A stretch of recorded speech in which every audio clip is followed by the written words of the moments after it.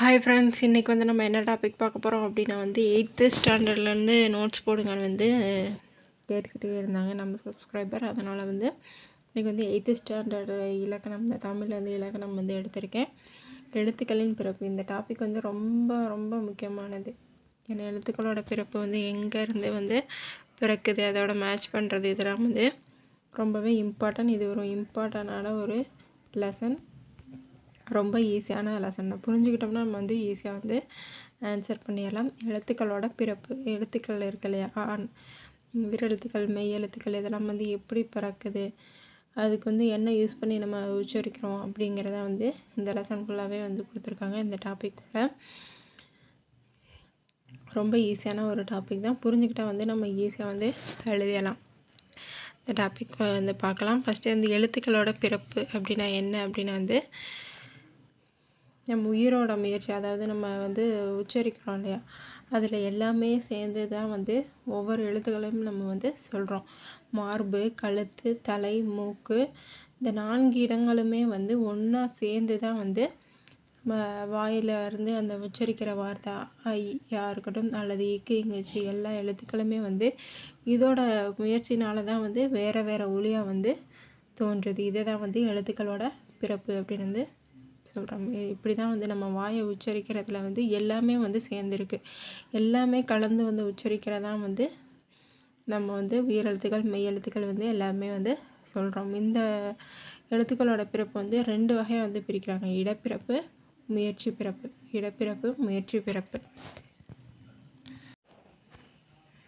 இந்த எழுத்துக்கள் தோன்றதுக்கு வந்து எந்த இடம் யூஸ் ஆகுதோ அதெல்லாம் வந்து இடப்பிறப்பு. அடுத்து வந்து நம்ம எதனால் யூஸ் பண்ணி, எந்த உறுப்பை வந்து யூஸ் பண்ணி நம்ம வந்து அந்த எழுத்தை வந்து உச்சரிக்கிறோம் அப்படிங்கிறதான் வந்து முயற்சி பிறப்பு. இதுதான் வந்து 2 வகை, இடப்பிறப்பு, முயற்சி பிறப்பு. இடப்பிறப்பு வந்து ஃபஸ்ட்டு இப்போ பார்த்தரலாம். உயிரெழுத்துக்கள் 12 வந்து இருக்கு இல்லையா, ஐ இ இருக்கு இல்லையா, ஐ இ 12மே வந்து எதை, கழுத்தை வந்து இடமாக கொண்டு தான் வந்து பிறக்குது. இது வந்து இடப்பிறப்பு. நம்ம ப்ரொனவுன்சியேஷன் பண்ணி பாருங்கள், கழுத்தோடு சேர்த்து தான் வந்து, கழுத்துலேருந்து ஸ்டார்ட் ஆகி தான் வந்து இந்த 12 எழுத்துக்களுமே வந்து நம்ம வந்து உச்சரிக்கிறோம். அடுத்து வந்து வல்லினமை. வல்லினமை 6ம் வந்து மார்பை இடமாக கொண்டு பிறக்கிறது. வல்லினமைனா என்னது, கசடதபர இருக்கு இல்லையா, இது அந்த 6 எழுத்தும் வந்து மார்பு, கசடதபர அப்படிங்கிறது வந்து நம்ம உச்சரிக்கிறப்ப மார்பு தான் ஃபஸ்ட்டு, அந்த வழியாக தான் வந்து இந்த வல்லினமை வந்து உருவாகுது. அடுத்து மெல்லினமை. மெல்லினமை எங்கன்னா நம்மனா இருக்குல்ல, அந்த எங்கன்னா நம்மனா வந்து நம்ம சொல்கிறப்ப பாருங்கள், மூக்கை தான் வந்து ஃபஸ்ட்டாக வந்து நம்ம இது பண்ணுறோம். இப்போ மெல்லினமை யாருமே வந்து என்னது, மூக்கை இடமாக வந்து தான் கொண்டு பிறக்குது. இதுக்கு வந்து நம்ம ஷார்ட்கட்டு கூட வந்து நம்ம பார்த்துருக்கோம், முன்னாடி வந்து பார்த்துருக்கோம். இந்த பிறப்புகளுக்கு உயிரெழுத்து, வல்லினமை, மெல்லினமை, இதுக்கெல்லாம் வந்து ஷார்ட்கட் பார்த்துருக்கோன்னு நினைக்கிறேன். செக் பண்ணி பாருங்கள். அடுத்தது வந்து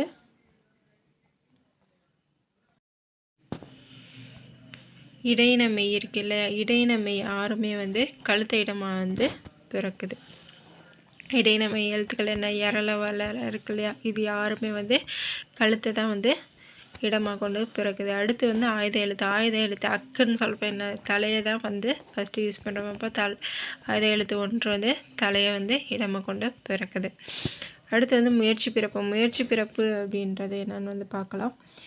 முயற்சி பிறப்பு நம்ம இந்த எழுத்துக்களை சொல்கிறப்பெல்லாம் வந்து எதை தான் நம்ம யூஸ் பண்ணுறோம், எதை முயற்சி பண்ணி வந்து நம்ம வந்து அந்த எழுத்தை வந்து பிறக்கிறது அப்படிங்கிறதா வந்து முயற்சி பிறப்பு. இப்போ அ அப்படிங்கிறது எதை முயற்சி பண்ணி நம்மளுக்கு திறக்குது, வாயை முயற்சி யூஸ் பண்ணி தான் வந்து இந்த அ அப்படிங்கிறத வந்து சொல்கிறோம்.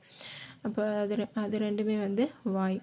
அடுத்து வந்து இ ஏ ஏ ஐ அப்படிங்கிறது வந்து என்ன, நாக்கை வந்து ஃபஸ்ட்டு யூஸ் பண்ணி தான் வந்து அந்த நாக்கும் அந்த நம்ம சொல்லுவோம் இல்லையா, அந்த நாக்கோட அடிப்பகுதியையும் வந்து சேர்த்து தான் வந்து இந்த எழுத்துக்கள்லாம் வந்து பிறக்குது. அடுத்து வந்து உ உ ஓ ஓ அவ் இதெல்லாம் வந்து எப்படி பிறக்குது, இதழ்கள் குவிப்பதனால அதை வந்து இந்த 5 எழுத்துக்களும் வந்து பிறக்குது. அப்படிங்கிறது வாய். நம்ம வந்து ப்ரொனவுன்சியேஷன் பண்ணி பார்த்தாலே வந்து இதை வந்து நம்ம கண்டுபிடிச்சிடலாம். அடுத்து இ ஏ ஏ ஐலாம் வந்து நாக்கின் அடி ஓரத்தை வந்து யூஸ் பண்ணி தான் வந்து பிறக்குது. அடுத்து உ உ ஓ ஓ ஆவு அப்படிங்கிறது வந்து இதழ்கள் குவிக்கிறனால வந்து உருவாகிற எழுத்துக்கள். உயிரெழுத்துக்கள் எல்லாமே வந்து இந்த மாதிரி வந்து பிறக்குது. அடுத்து வந்து மெய்யெழுத்துக்கள் எப்படி பிறக்குதுன்னு வந்து பார்க்கலாம்.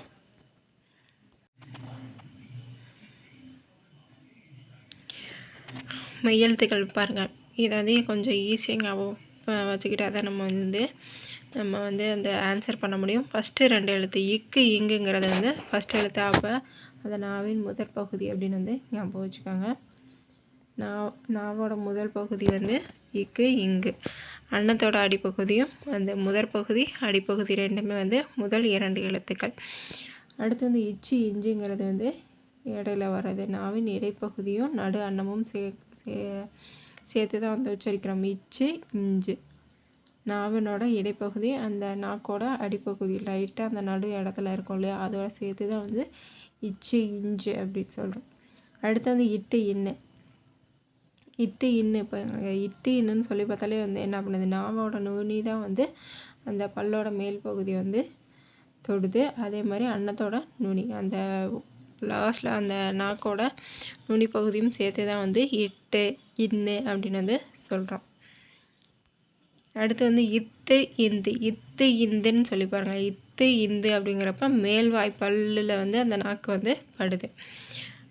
அந்த நாக்கோட நுனியும் அந்த மேல்வாய் பல்லையும் அந்த நாக்கோட நுனியும் சேர்ந்து தான் வந்து இத்து இந்து அப்படிங்கிற 2 எழுத்து வந்து பிறக்குது.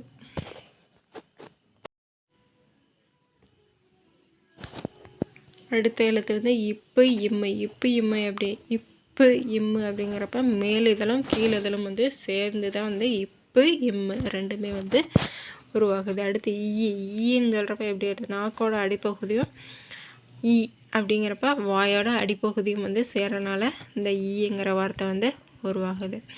அடுத்து வந்து இரு இல்லு. நீங்கள் இதை வந்து இந்த எல்லா எழுத்துக்களுமே வந்து நீங்களாகவே ப்ரொனன்சியேஷன் பண்ணி பார்த்தாலே வந்து நம்மளுக்கு வந்து எதுன்னு வந்து நம்ம கண்டுபிடிச்சிடலாம். இதெல்லாம் வந்து மேட்ச்சில் வரும்.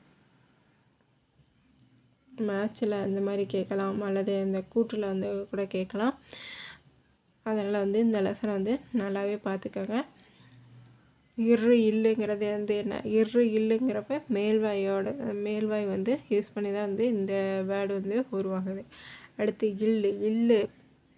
இல்லுங்கிறப்ப பல்லோட அடிப்பகுதியை வந்து நாக்கின் ஓரங்களும் சேர்ந்து இந்த எழுத்து வந்து உருவாகுது. அடுத்து இல்லுங்கிறப்ப பாருங்கள், மேல்வாய் வந்து இந்த நாக்கோட ஓரத்தில் வந்து தொடுறதுனால இந்த எழுத்து வந்து உருவாகுது இல். அடுத்து இவ்வுங்கிறப்ப மேல்வாயை வந்து இந்த கீழ் உதடு வந்து ரெண்டுமே வந்து டச் ஆகுது இல்லையா. இவ்வு மேல்வாய் பல்லு வந்து கீழ் உதட்டோட வந்து சேருது. அதனால் வந்து இந்த இவ்வுங்கிற வார்த்தை வந்து உருவாகுது. அடுத்து வந்து இரு இன்னுன்னு வந்து சொல்லி பார்த்தாலே உங்களுக்கு வந்து நல்லாவே இந்த இதை வந்து தெரிஞ்சிடும். மேல்வாய் வந்து நாக்க நுனியை வந்து டச் பண்ணுது. இப்படி தான் வந்து இந்த எழுத்துக்கள்லாம் வந்து உருவாகுது. உங்களுக்கு தெரிலனா வந்து ப்ரொனன்சியேஷன் பண்ணி பாருங்கள். நீங்களாகவே வந்து இதெல்லாம் வந்து சொல்லலாம். ரொம்பவே ஈஸியான ஒரு டாபிக் தான், முக்கியமான டாப்பிக்கும் வந்து இது. அடுத்து இந்த சார்பெழுத்துக்கள் வந்து 10 வகை வந்து தெரியும் இல்லையா. அது எல்லாமே வந்து இது பண்ணி வந்து எப்படி வந்து பிறக்குதுன்னா, ஆயுத எழுத்து வந்து வாயை திறக்கிறனால அக்கு அப்படின்றப்ப நம்ம வந்து வாயை திறக்கிறப்ப தான் வந்து இந்த ஆயுத எழுத்து அப்படிங்கிறது வந்து பிறக்குது. சார்பெழுத்துக்கள் வந்து தெரியல 10 வகை வந்து இருக்குல்ல, அந்த முதல் எழுத்துக்களை பேசிக்காக வச்சு தான் வந்து அந்த மீதி 10 வகை இருக்குல்ல, அந்த எழுத்துக்கள்லாம் வந்து தோன்றுது. இதோட வந்து இந்த டாபிக் முடிஞ்சிருச்சு. இதில் வந்து புக் பேக் கொஸ்டின் வந்து பார்த்தரலாம். புக் பேக்லேயும் வந்து இதை தான் வந்து கொடுத்துருக்காங்க. ஃபஸ்ட்டு வந்து இதழ்களை குவிப்பதால் பிறக்கும் எழுத்துக்கள் ஊங்கிறத வந்து இதழ்களை குவிக்கிறனால வந்து பிறக்குது. அடுத்து வந்து ஆயுத எழுத்து தெரியும். ஆயுத எழுத்து வந்து எதை இடமாக கொண்டு பிறக்குது, தலையை இடமாக வந்து கொண்டு பிறக்குது. அடுத்து வந்து வல்லின எழுத்துக்கள் என்னது, கசட தபர 6 எழுத்தும் வந்து எதை பிறக்குது, மார்பை கொண்டு பிறக்குதுன்னு வந்து பார்த்தோம் இல்லையா. அடுத்து வந்து நாவின் நுனி அன்னத்தின் நுனியை பொருந்துவதால் பிறக்கும் எழுத்துக்கள். நாவின் நுனி இதில் வந்து சொல்லி பாருங்கள். இக்கு இங்கு இதில் வந்து நாவோட நுனி வந்து ஒட்டவே இல்லை. இது மாதிரி இச்சு இஞ்சு அப்படிங்கிறப்ப வந்து அதுவும் வந்து ஒட்டலை. இப்பு இம்முங்கிறது வந்து வாயை வந்து நம்ம கொஞ்சம் டச் பண்ணுறதுனால தான் வந்து பிறக்குது. அப்போ இட்டு இன்னுன்னு வந்து சொல்லி பாருங்கள். நாவோட நுனி பகுதி வந்து பல்ல வந்து ஒட்டுது. அப்போ இட்டு இன்னு தான் வந்து கரெக்டு. இது வந்து கீழ் இதழும் மேல்வாய்ப்பல்லும் இணைவதால் பிறக்கும் எழுத்து. கீழ் இதழும் இவ்வுன்னு சொல்லி பாருங்கள். மேல் இதழும் இந்த மேல்வாய்ப்பல்லும் வந்து டச் பண்ணும். அப்போ இவ்வு தான் வந்து கரெக்டு. அடுத்து வந்து பொறுத்துக. இக்கு இங்குங்கிறது வந்து என்னது? நாவின் முதல் அன்னத்தோட அடி. இது ரெண்டும் வந்து உதாரணால் வந்து பிறக்குது. அடுத்து வந்து இச்சு இஞ்சு. நான் ஒரு ஷார்ட்கட் கூட வந்து சொன்னேன்ல, இடை. இக்குங்கிறது வந்து முதல்ல இருக்கனால முதல்னு வச்சுக்கோங்க. இச்சு இஞ்சுங்கிறது வந்து ரெண்டாவது வர்றது வந்து இடை. இப்போ நாவினோட இடையும் அன்னத்தோட இடையும். அடுத்து வந்து இட்டு இன்னு. மூணாவது வந்து என்னது? நாவை இட்டு இன்னுங்கிறப்ப நாவின் நுனி வந்து அந்த மேல்வாய்ப்பல்ல வந்து லைட்டாக வந்து டச் பண்ணியிருக்கும். அப்போ நாவோட நுனியும் அன்னத்தோட நுனியும். அடுத்து வந்து இத்து இந்துன்னு சொல்லி பாருங்கள். நாவினோட நுனி வந்து மேல்வாய்ப்பல்லோட அடிப்பகுதி வந்து டச் பண்ணுது. அப்போ இத்து இந்துங்கிறது வந்து நாவினோட நுனியும் மேல்வாய்ப்பல்லையும் அடிப்பகுதியும் வந்து சேரனால பிறக்குது. அவ்வளோதான். இந்த டாபிக் வந்து முடிஞ்சிருச்சு. புக் பேக் கொஸ்டின் வந்து பார்த்துக்கோங்க. ரொம்ப முக்கியமான டாப்பிக்கு. ஈஸியாக தான் வந்து இருக்கும். இந்த வீடியோ பிடிச்சிருந்தால் லைக் பண்ணி ஷேர் பண்ணி மறக்காமல் சப்ஸ்கிரைப் பண்ணிக்கோங்க. தேங்க்யூ.